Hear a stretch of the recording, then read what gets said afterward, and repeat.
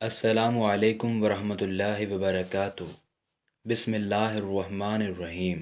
تمام نعمتیں اور آسائشیں ہونے کے باوجود حضرت آدم علیہ السلام نے جب جنت میں تنہائی اور اجنبیت محسوس کی تو اللہ پاک نے حضرت اماں حوا کو پیدا فرما دیا۔ محمد بن اسحاق حضرت ابن عباس سے روایت کرتے ہیں کہ حضرت آدم علیہ السلام سو رہے تھے کہ اللہ پاک نے ان کی چھوٹی پسلی سے حضرت حوا سلام اللہ علیہا کو پیدا فرما دیا۔ جب حضرت آدم علیہ السلام نیند سے جاگے تو دیکھا کہ ان کے پاس ایک ایسی مخلوق لیٹی ہے جو ان سے زیادہ کچھ مختلف نہیں ہے۔ تفسیر ساوی پر لکھا ہے کہ جب حضرت آدم علیہ السلام نے اپنے ہی جیسی خوبصورت مخلوق کو اپنے پاس لیٹے دیکھا تو ان کی طرف دست مبارک بڑھانے کا ارادہ فرمایا تو فرشتوں نے عرض کی، ٹھہر جائیں، پہلے ان کا مہر ادا کریں۔ آپ علیہ السلام نے فرمایا، ان کا مہر کیا ہے؟ فرشتوں نے عرض کی، ان کا مہر یہ ہے کہ آپ ہمارے سردار محمد مصطفیٰ صلی اللہ علیہ وآلہ وسلم پر 10 مرتبہ درود پاک پڑھیں۔ چنانچہ آپ علیہ السلام نے درود پڑھا اور فرشتوں کی گواہی سے آپ علیہ السلام کا حضرت بی بی حوا رضی اللہ تعالی عنہ سے نکاح ہو گیا۔ روایت میں ہے کہ آدم علیہ السلام اور حوا 60 سال تک جنت میں رہے۔ ان کو حق زوجیت ادا کرنے کا حکم نہ تھا اور نہ بچے پیدا کرنے کا۔ حضرت آدم اور حضرت حوا بڑے آرام و سکون سے جنت میں رہتے رہے۔ اس عرصے میں دونوں پر جنت کے کسی بھی حصے میں جانے پر پابندی نہ تھی سوائے شجر ممنوعہ کے۔ شیطان اب ان دونوں کا کھلا دشمن تھا اور اپنی سزا کا بدلہ لینے کے لیے بے قرار بھی۔ اس کی شدید خواہش تھی کہ یہ اللہ کے حکم کے خلاف ورزی کریں۔ پھر شیطان نے ان دونوں کے دلوں میں وسوسہ ڈالا تاکہ ان کی شرمگاہیں جو ایک دوسرے سے پوشیدہ تھیں بے پردہ ہو جائیں۔ حضرت آدم علیہ السلام اور حضرت حوا کے لباسوں کے متعلق یہاں پر 2 طرح کی روایات ہیں۔ ایک روایت تو یہ ملتی ہے کہ جنت میں ان دونوں کا لباس بھی جنتی تھا، جس میں ان دونوں کے سروں پر تاج بھی تھا، جبکہ دوسری روایت کے مطابق ان کے جسم پر جنتی درختوں کے پتے تھے جن سے ان کے سطر ایک دوسرے سے پوشیدہ تھے۔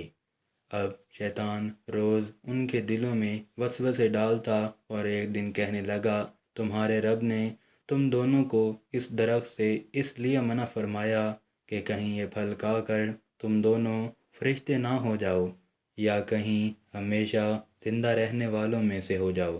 شیطان کی شیطانی اور بہکاوے والی باتیں سن کر حضرت حوا سوچنے پر مجبور ہو گئی۔ آخر کار شیطان کی مسلسل کوششیں اور سازشیں رنگ لے آئی۔ اس نے حضرت حوا کو پھل کھانے پر راضی کر لیا۔ ایک دن حضرت حوا نے حضرت آدم علیہ السلام سے کہا کہ ہم اس شجر ممنوعہ کا ذرا سا حصہ کھا کر تو دیکھیں، آخر وہ کیا راز ہے جو اللہ تعالیٰ نے اسے کھانے سے منع فرمایا ہے۔ شروع میں تو حضرت آدم علیہ السلام اس کے لیے قطعی طور پر تیار نہ تھے، لیکن پھر حضرت حوا کے مسلسل اصرار پر بادل خدا نخواستہ وہ بھی راضی ہو گئے۔ خیر، حضرت آدم اور حوا علیہ السلام پھل کھانے پر تیار ہو گئے اور ابھی پوری طرح پھل کھا چکا بھی نہ تھا کہ ان کی سطرگاہیں ایک دوسرے پر عیاں ہو گئیں، جس پر دونوں نے پریشانی کے عالم میں جنت کے درختوں کے پتے توڑ توڑ کر اپنا بدن چھپایا۔ اللہ نے دونوں کو پکارا اور فرمایا کہ میں نے تم کو منع نہیں کیا تھا کہ اس درخت کا پھل نہ کھانا اور شیطان کے ورغلانے میں نہ آنا، یہ تمہارا کھلا دشمن ہے۔ دونوں نے جب اللہ کی پکار سنی تو خوف الہی کے مارے کانپ اٹھے۔ اللہ پاک پھر فرمانے لگا، اب تم دونوں ایک خاص مدت تک زمین ہی پر رہو گے جہاں تم ایک دوسرے کے دشمن ہوں گے، اور وہاں ہی مرنا ہے اور اس میں سے پھر پیدا ہونا ہے۔ پھر دونوں کو زمین کی طرف روانہ کر دیا گیا۔ روایت میں ہے کہ حضرت آدم جبکہ حضرت حوا کو جدہ میں اتارا گیا۔ دونوں ایک دوسرے کو ڈھونڈنے لگے لیکن ایک دوسرے کو ڈھونڈ نہ پائے۔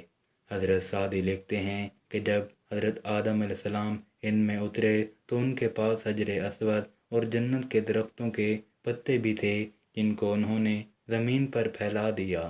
حضرت ابن عباس رضی اللہ تعالی عنہ سے مروی ہے کہ حضرت جبرائیل علیہ السلام حضرت آدم علیہ السلام کے پاس آئے اور گندم کے 7 دانے ساتھ لائے۔ حضرت آدم نے پوچھا یہ کیا ہے؟ عرض کیا یہ اس درخت کا پھل ہے جس سے آپ کو روکا گیا تھا لیکن آپ نے اسے تناول کر لیا تھا۔ فرمایا تو اب میں اس کا کیا کروں؟ عرض کیا ان کو زمین میں بو دیجئے۔ حضرت آدم علیہ السلام ایک طویل عرصے تک اللہ تعالیٰ کی بارگاہ میں روتے رہے۔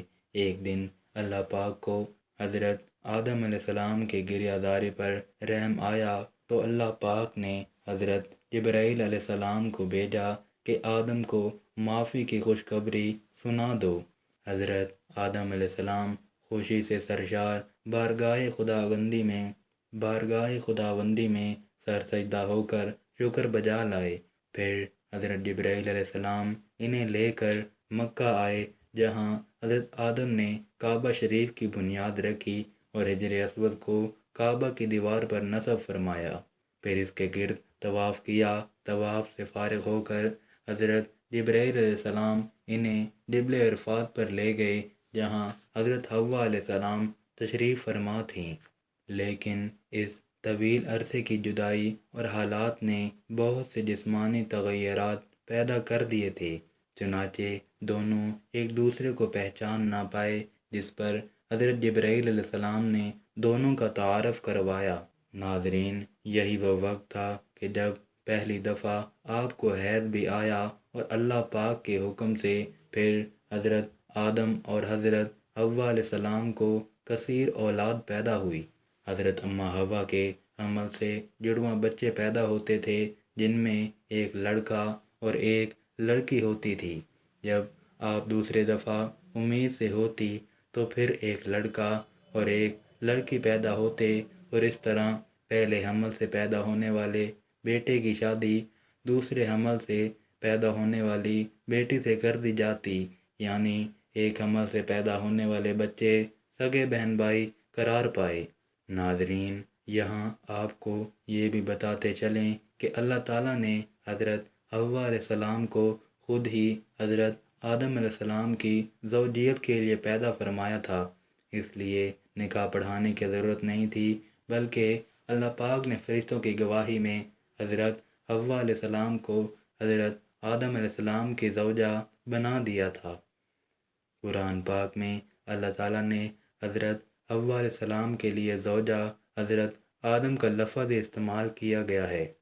ناظرین، فرشتے حضرت آدم علیہ السلام کی پیدائش سے آزمائے گئے، جبکہ انسان کو بھی اللہ پاک آزمائش میں مبتلا کرتا ہے کہ کون فرما برداری کرتا ہے اور کون نافرمانی کرتا ہے، اور جو دنیا و آخرت کے بارے میں غور و فکر کرتا ہے وہ ایک کی دوسرے پر فضیلت جان لیتا ہے اور پہچان لیتا ہے کہ دنیا آزمائش کا گھر ہے اور فنا ہونے والی ہے، جبکہ آخرت کا بدلہ ہمیشہ باقی رہنے والا گھر ہے۔ لہذا دوستو، ہمیں چاہیے کہ ہم ان لوگوں میں سے ہو جائیں جو دنیا کی ضرورت کو آخرت کی ضرورت پر وار دیتے ہیں، اور بے شک نیکی کی توفیق اللہ پاک کی طرف سے ملتی ہے۔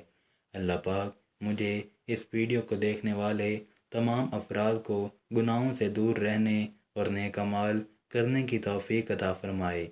ناظرین، اللہ پاک کے 99 ناموں میں سے ایک نام ضرور ٹائپ کیجیے گا۔ شکریہ۔ اللہ حافظ۔